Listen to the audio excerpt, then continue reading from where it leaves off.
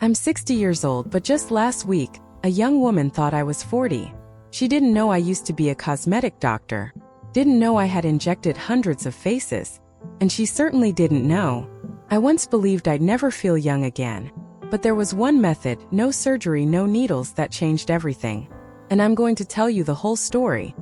From the sleepless nights to the moment I finally felt alive again in the body of a real man. I was brushing my teeth that morning when I saw him again. That man in the mirror. Tired eyes, thin faded lips, skin that no longer bounced back when touched, a jawline that once drew attention, now quietly retreating into his neck. 60. That number hit different when it was staring back at me through the mirror fog. Not on paper, not on a birthday cake, but on my face. I wasn't afraid of aging. I was afraid of becoming invisible. And the truth? I already had. The waitress called me sir in a tone that didn't flirt. My neighbor's teenage daughter stopped making eye contact. Even my reflection no longer respected me. I'd spent decades helping people look younger, injecting fillers, tightening skin, recommending miracle creams I barely believed in. Hell, I even used them on myself. But no product ever gave me back what I'd lost. Presence, desire, that electric feeling of being seen. They don't put that in a bottle. I started noticing things, not on the outside, on the inside.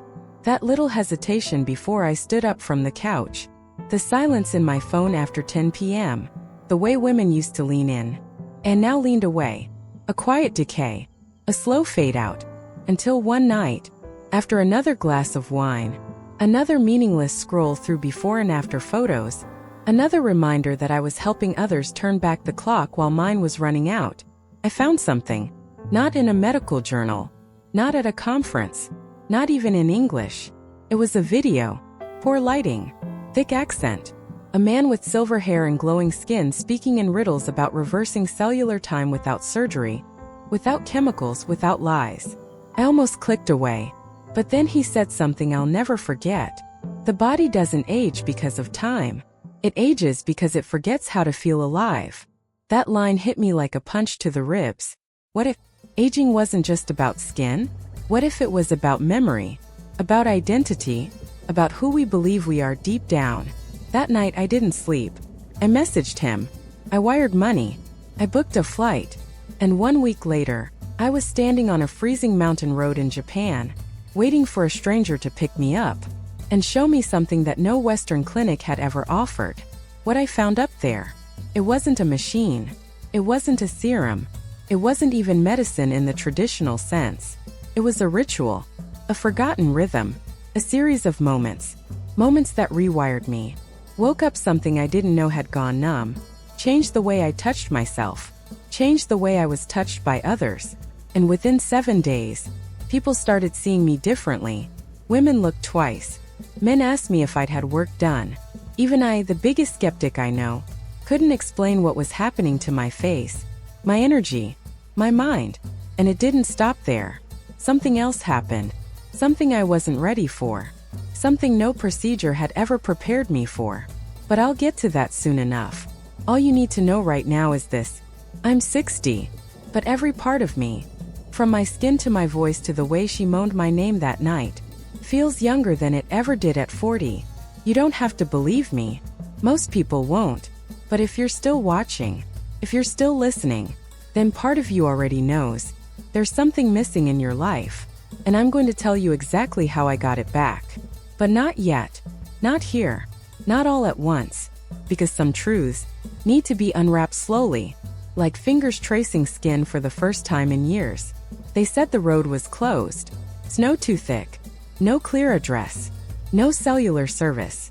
No GPS coordinates. Come back in spring, they told me. But something in me refused. Not out of stubbornness. Not even desperation. It was instinct. That same ancient part of a man that once chased wild animals in the dark, now chasing a feeling he thought he'd lost. So I went. The driver barely spoke. He was older than me, maybe 70. But his hands gripped the wheel like a man half his age. Veins full of purpose. He glanced at me once. Just once. And said, "If you're not afraid of death, then you'll be surprised what else disappears." I didn't ask what he meant. I just looked out the window watching pine trees blur into mist, cold air creeping into the car through the cracks. And for the first time in years, I didn't feel numb. I felt alert. We arrived at a small wooden house tucked beneath the mountain's ribs. No signs. No buzzers. No welcome. Just a woman waiting at the door, barefoot in the snow. She wasn't young, but God, she was ageless. Skin like polished river stone. Eyes that didn't ask questions because they already had the answers. And when she looked at me, I felt like I was being undressed. Not my clothes, my shields, my ego, my lies. She didn't speak English. Didn't need to. She motioned for me to follow. So I did. The house inside smelled like herbs and firewood. Warm, humid, alive. I could feel it in my lungs, as if the air itself had been tuned. She handed me a bowl. Dark green liquid. Thick. Bitter. I hesitated. She smiled. Not sweetly. Not politely. But like someone who knew exactly what I tasted like, before I even took a sip. So I drank. It burned. Then it cooled. Then something shifted inside me. I won't pretend I understood what was happening. I won't lie and say it made sense. But I'll tell you this. My skin started to hum. My teeth clenched. My heartbeat slowed. And then surged like a second puberty. She guided me into a small room. Candlelight. A low table. A mirror covered with black cloth. No mirrors. The driver had warned earlier. You won't like what you see. Until you're ready. And I wasn't ready. The rituals began. Every morning before sunrise. Every evening just before the last bird stopped singing. They weren't exercises. They weren't massages. They were acts. Sensory. Deliberate. Intimate. Some done alone. Some not. And what happened in that room each night? It's hard to describe. Not because I want to keep it secret, but because even now, even after everything, my body remembers more than my mind can translate. She taught me to touch myself. Not how you're thinking. Not just for release, but for awakening. There are parts of the male body, forgotten territories, that carry memory. She found mine, unlocked them, made me feel things I hadn't felt since I was 23, lying breathless in the back of a car with a girl who smelled like peaches and sweat. Except this time, it wasn't lust. It was something far deeper, like someone had opened a door inside my chest and let light pour in. My skin changed. It actually changed. Not in some mystical way. Not overnight. But slowly. The dryness softened. The tightness around my eyes loosened. The color came back. And my voice, when I spoke again, it had weight. People noticed. Even the woman at the Kyoto airport check-in desk looked up twice when I said, "Hello." Back home my friends stared. One even asked if I'd had a facelift. I hadn't. I just remembered who I was. And I brought him back with me. But I didn't tell them that. Not yet. Because something else was happening. Something I didn't expect. The night after I returned, I got a message. Her name was Isabel. I hadn't heard from her in years. Not since, well, let's just say our last night together didn't end in kindness. But now she wanted to meet. Said I'd been on her mind. Said I looked different in the photo I posted. Said she missed my hands. I almost laughed, but my hands were trembling, because deep down I knew this wasn't just about looking younger. It was about being seen again, as a man worth touching, a man worth craving.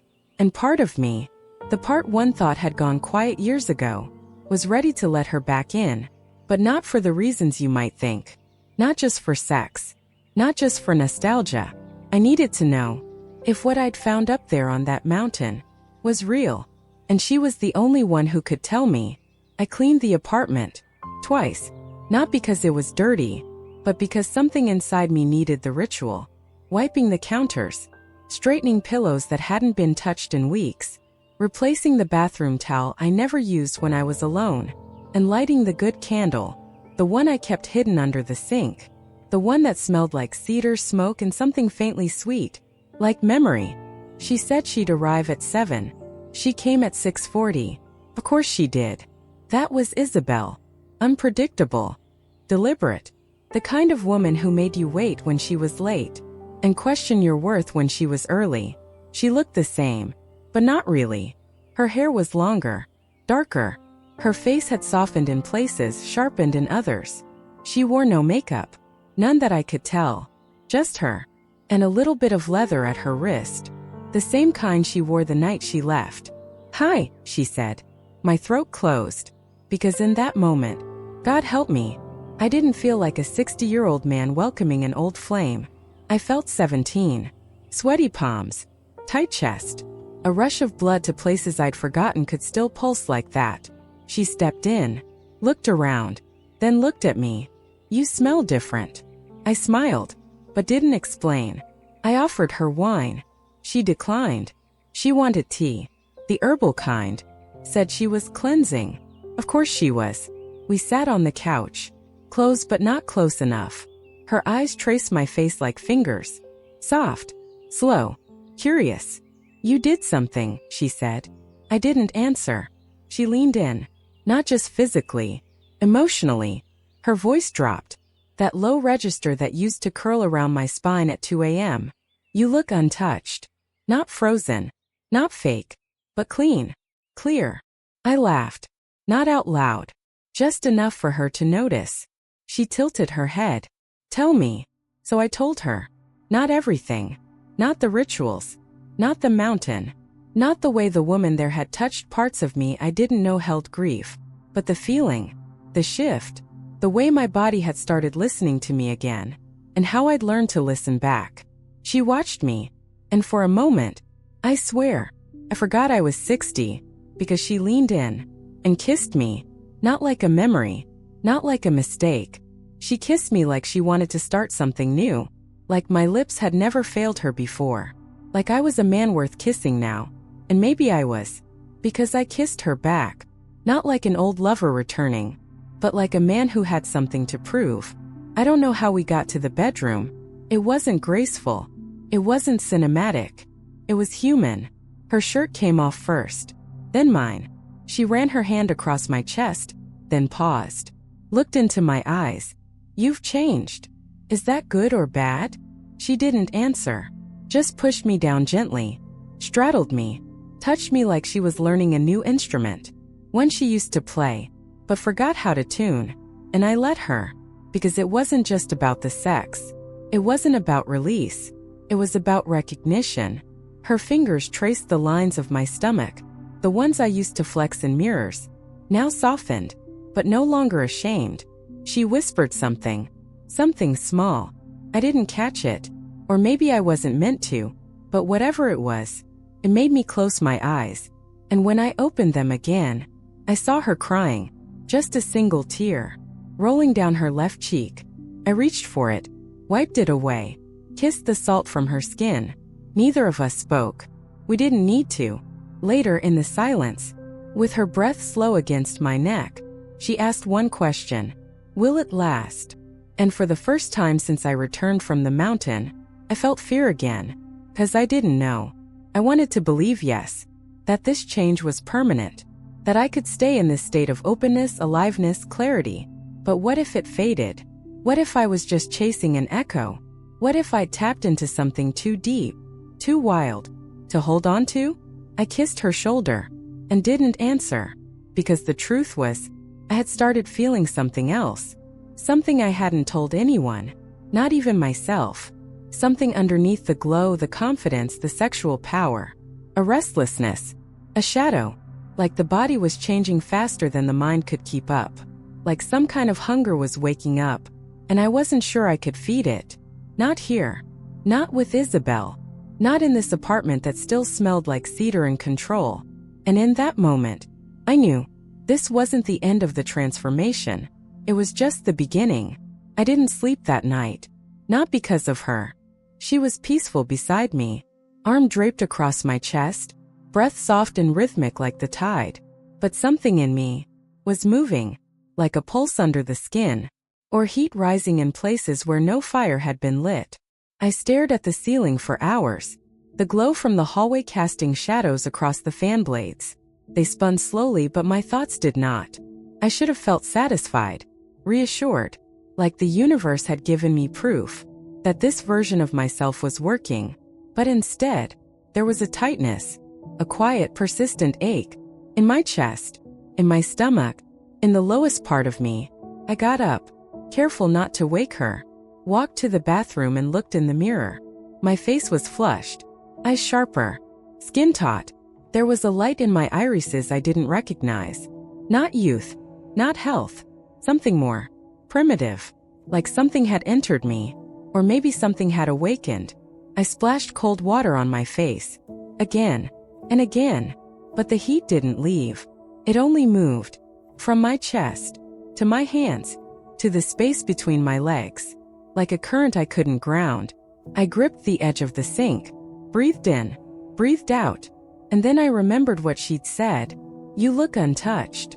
And I'd taken it as a compliment, but now it rang in my ears like a warning. Untouched, unbroken, unmarked. But was that natural? Was that even real? I walked back into the bedroom, watched her sleep, the slope of her back rising with every breath. She didn't know, couldn't know, what this change had really done to me. It wasn't just collagen and elasticity and hormone balance. It was something deeper, something beneath the physical, an untangling, a liberation of what I didn't know. But I was starting to suspect it wasn't just health I'd tapped into. It was power, and power once more.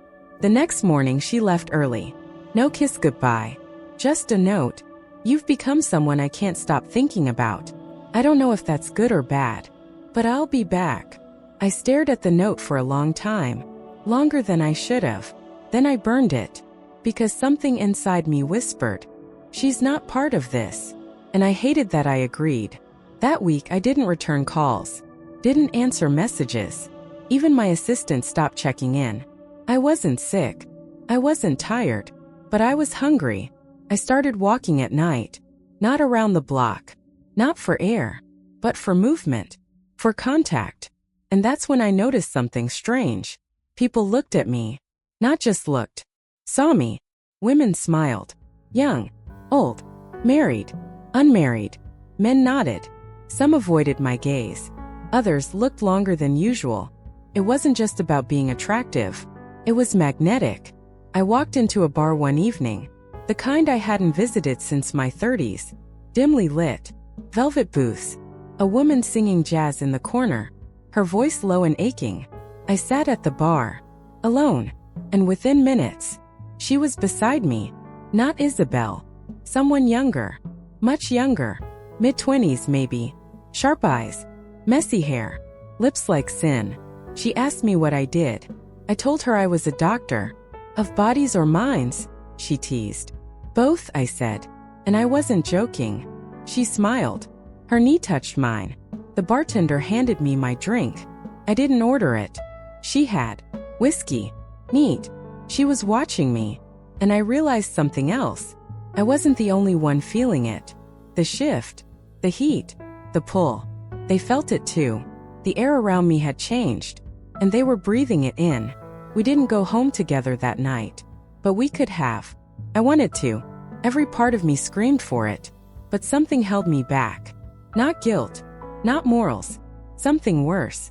I was afraid that if I gave in, if I let that part of me fully awaken, I wouldn't come back.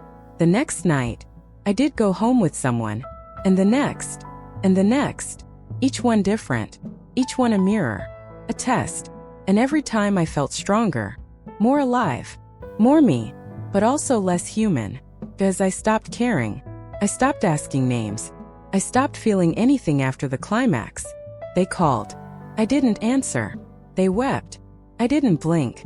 Something in me was feeding, and the more it fed, the less I recognized the man in the mirror. His eyes were brighter, his skin flawless, his posture godlike, but behind his smile was hunger, and I began to wonder, had I reversed aging, or had I awakened something that was never meant to sleep? And if so, who was I now? The body heals faster now. Cuts fade by morning. Bruises don't form. Scars vanish. Even sleep feels optional. I used to need 8 hours minimum. Now, 4. Sometimes less. But even when I lie still, my body pulses, buzzes, like a current under the skin, daring me to move, to take, To do something I haven't done yet, but will. I'm not tired, but I'm never at rest. Not anymore. There's a cost to staying young, but no one talks about it, because no one knows the full price, until they've already spent too much. And by then, you don't want to go back, because going back means looking your age, feeling your age, dying on schedule, and I missed that train. Now I run ahead of time like a man chased by something he can't see, but can feel. Always behind, always watching. I don't date anymore. I don't need to. Desire is no longer a pursuit. It's a pull. They come to me. On sidewalks. In cafes. Elevators. Some are subtle. Some are not. I've had 3 hotel keys slipped into my hand this month. I never asked. Didn't speak. Just looked. That's all it takes now. A look. A pause. And they melt. But I don't melt. I burn. I'm always burning. Sometimes I try to tell myself this is freedom. A new kind of manhood. Virile. Commanding. Respected. But other nights. Nights when the city goes quiet. And the air smells like the end of something. I feel hollow. Not broken. Just carved out. Like youth filled me with light. But took something else to make room. Something I don't remember losing. Until I reach for it. And find nothing. I tried going back to church once. Sat in the last pew. Watched the priest lift his hands toward heaven. Felt nothing. Not guilt. Not peace. Just silence. God didn't see me. Or maybe he did. And didn't recognize what I've become. I don't recognize myself either. But everyone else does. They stare. Admire. Ask questions. What's your secret? You look 20 years younger. I swear you're glowing. I smile. Nod. Say vague things about sleep, water, genetics. They believe me. Because they want to. They want to believe it's easy. That youth is just good choices and sunscreen. But the truth? The truth is ugly. The truth has needles. Tubes. Hormone drips. Blood draws. And something else. Something I still can't name. Because whatever I unlocked, it isn't in any medical journal. And it didn't come from a syringe. It came from inside. From a place deeper than cells and chemistry. Something ancient. Dark. Male. Some nights I hear whispers. Not in my head. In the walls. The floor. The mirror. They don't speak in words. But they tell me one thing. Over and over again. More. And I give them more. More pleasure. More risk. More body. It started with women. But it didn't end there. I began chasing things I never craved before. Adrenaline. Control. The edge of fear. I paid someone to choke me once. Not during sex. Just to feel what it was like. To let go. And still come back. And I did come back. Harder. Sharper. Hungrier. I started dreaming again. But not normal dreams. I see versions of myself. Younger. Older. Twisted. Some covered in blood. Some touching things I shouldn't say out loud. And every version looks back at me with the same eyes. Mine. But hollow. And smiling. I've stopped talking to old friends. Most of them don't recognize me anyway. They say things like, Jesus man, what are you doing? You look great. But not right. You don't sound like you anymore. They're right. I don't. Because the man they knew is fading. And the man I'm becoming? He doesn't need approval. He doesn't need love. He needs youth. He needs hunger. He needs more. There's one woman who's been calling me lately. Isabel. She's the only one who hasn't given up. Maybe because she saw it begin. Maybe because she started it. Or maybe she wants to taste what she woke up in me. She left a voicemail last night. Her voice was shaking. You haven't called me. And that's fine. But I had a dream about you. You were in my bed, but it wasn't you. Your face was wrong. Like you were wearing it. I woke up crying and I don't even know why. Please call me. I deleted it. Then played it again. And again. Her fear did something to me. Not guilt. Excitement. And that's when I realized. This isn't just about youth. It's not about beauty. It's about power. The power to bend the world around me. To become untouchable. Desired. Feared. Immortal. And if I have to burn every bridge, I will. If I have to lose every part of who I used to be, So be it, because nothing feels as good as this. Nothing tastes as sweet as being wanted by the entire room and answering to no one. But I should have known. Every high has a cliff, and mine was already crumbling beneath me. They say when you chase youth, you're really running from death. But no one tells you what happens when death stops chasing back. You start to wonder, did I win, or did I lose something so essential? I don't even feel the loss anymore. It's a strange kind of silence, when nothing inside you wants to grow old, or even grow, because there's a difference between being young and staying stuck. I haven't changed in months. No lines, no sag, no stiffness, not a wrinkle on my face. But something else is rotting. Feel it, not on the surface, deeper. Started with my dreams, or the lack of them. Then came the mirrors. I don't recognize the reflection anymore. The features are all the same. Cheekbones, jawline, smooth skin. But the eyes? They look like they belong to someone else. Something else. Sometimes I swear I see them move, even after I've turned away. Like the reflection stays behind, watching me go. Waiting. I had a patient last week. New.